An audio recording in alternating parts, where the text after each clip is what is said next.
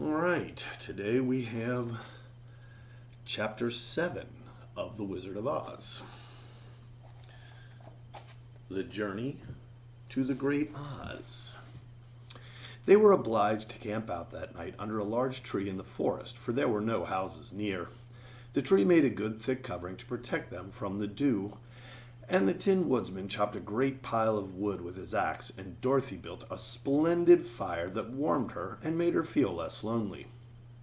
She and Toto ate the last of the bread, and now she did not know what they would do for breakfast.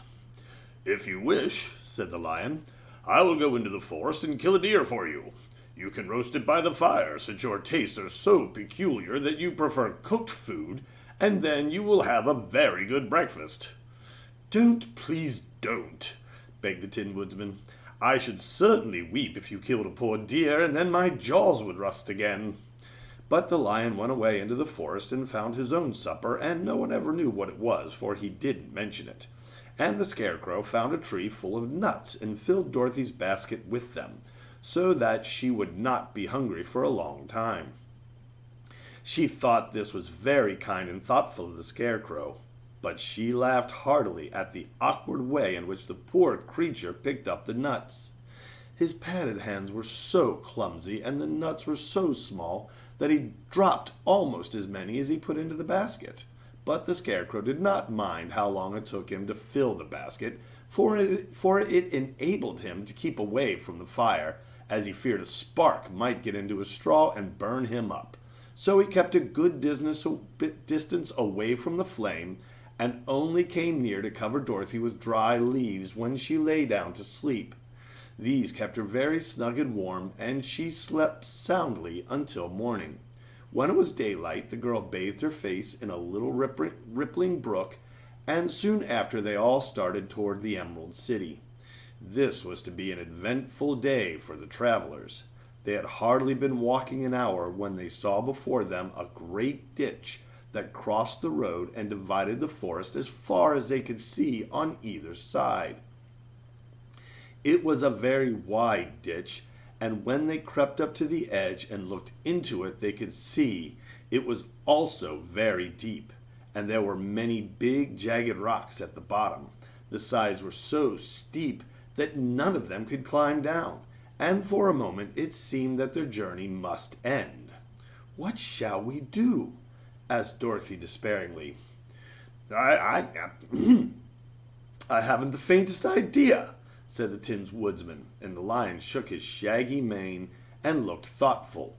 But the Scarecrow said, "We cannot fly." "That is certain. Neither can we climb down into the great ditch. Therefore, if we cannot jump over it, we must stop where we are." "I think I could jump over it," said the Cowardly Lion, after measuring the distance carefully in his mind. "Then we are all right," answered the Scarecrow, "for you can carry us all over on your back one at a time." "Well, I'll try it," said the Lion. "Who will go first?" "I will," declared the Scarecrow. "For if you found that you could not jump over the gulf, Dorothy would be killed or the Tin Woodsman badly dented on the rocks below. But if I am on your back, it will not matter so much, for the fall would not hurt me at all." "I am terribly afraid of falling myself," said the Cowardly Lion, "but I suppose there's nothing to do but try it. So get on my back and we will make the attempt." The Scarecrow sat upon the lion's back, and the big beast walked to the edge of the gulf and crouched down. "Why don't you run and jump?" asked the Scarecrow. "Because that isn't the way we lions do these things," he replied. Then, giving a great spring, he shot through the air and landed safely on the other side. They were all greatly pleased to see how easily he did it. And after the Scarecrow had got down from his back, the lion sprang across the ditch again. Dorothy thought she would go next, so she took Toto in her arms and climbed on the lion's back, holding tightly to his mane with one hand. The next moment it seemed as if she were flying through the air, and then, before she had time to think about it, she was safe on the other side. The lion went back a third time and got the Tin Woodsman, and then they all sat down for a few moments to give the beast a chance to rest, for his great leaps had made his breath short, and he panted like a big dog that had been running too long. They found the forest very thick on this side, and it looked dark and gloomy. After the lion had rested, they started along the road of yellow brick, silently wondering, each in his own mind, if ever they would come to the end of the woods and reach the bright sunshine again. To add to their discomfort, they soon heard strange noises in the depths of the forest, and the lion whispered to them that it was in this part of the country that the Kalidas lived. "What are Kalidas?" asked the girl.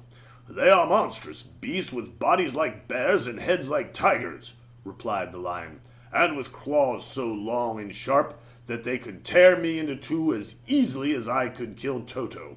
I am terribly afraid of Kalidas." "I'm not surprised that you are," returned Dorothy. "They must be dreadful beasts."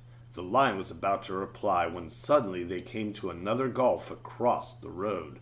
But this one was so broad and deep that the lion knew at once he could not leap across it. So they sat down to consider what they should do. And after serious thought, the Scarecrow said, "Here's a great tree standing close to the ditch. If the Tin Woodsman can chop it down so that it will fall to the other side, we can walk across it easily." "That is a first-rate idea," said the lion. "One would almost suspect you had a brain in your head instead of straw." The woodman set to work at once, and so sharp was his axe that the tree was soon chopped nearly through. Then the lion put his strong front legs against the tree and pushed with all his might, and slowly the big tree tipped and fell with a crash across the ditch, with its top branches on the other side. They had just started to cross this queer bridge when a sharp growl made them all look up, and to their horror they saw running towards them two great beasts with bodies like bears and heads like tigers. "They are the Kalidas," said the Cowardly Lion, beginning to tremble. "Quick," said the Scarecrow, "let us cross over." So Dorothy went first, holding Toto in her arms, and the Tin Woodsman followed, and the Scarecrow came next. The lion, although he was certainly afraid, turned to face the Kalidas, and then he gave so loud and terrible a roar that Dorothy screamed, and the Scarecrow fell over backwards, while even the fierce beast stopped short and looked at him in surprise. But seeing that they were bigger than the lion, and remembering that there were two of them and only one of him, the Kalidas again rushed forward, and the lion crossed over the tree and turned to see what they would do next. Without stopping an instant, the fierce beast also began to cross the tree, and the lion said to Dorothy, "We are lost, for they will surely tear us to pieces with their sharp claws. But stand close behind me, and I will fight them as long as I am alive." "Wait a minute," called the Scarecrow. He had been thinking what was best to be done, and now he said to the woodsman to chop away the end of the tree that rested on the side of the ditch. The Tin Woodsman began to use his axe at once, and just as the two Kalidas were nearly across, the tree fell with a crash into the gulf, carrying the ugly, snarling brutes with it, and both were dashed to pieces on the sharp rocks at the bottom.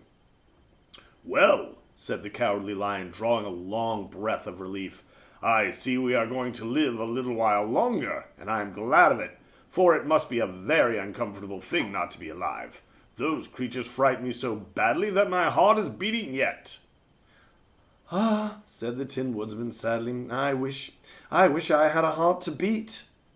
This adventure made the travelers more anxious than ever to get out of the forest, and they walked so fast that Dorothy became tired and had to ride on the lion's back. To their great joy, the trees became thinner the farther they advanced, and in the afternoon they suddenly came upon a broad river, flowing swiftly just before them.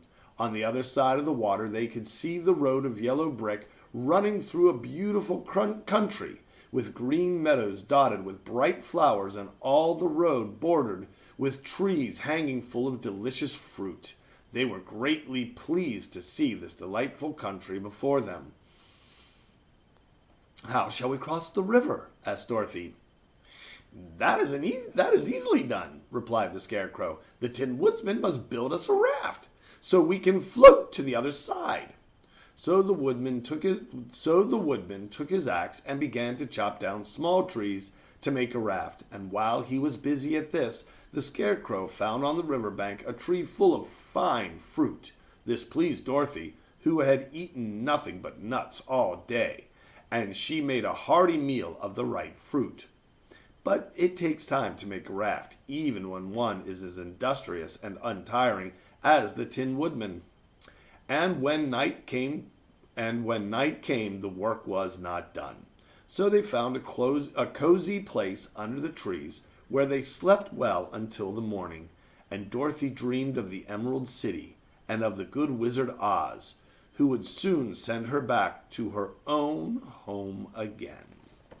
All right. Well, that's chapter 7, I think. All right. Back tomorrow.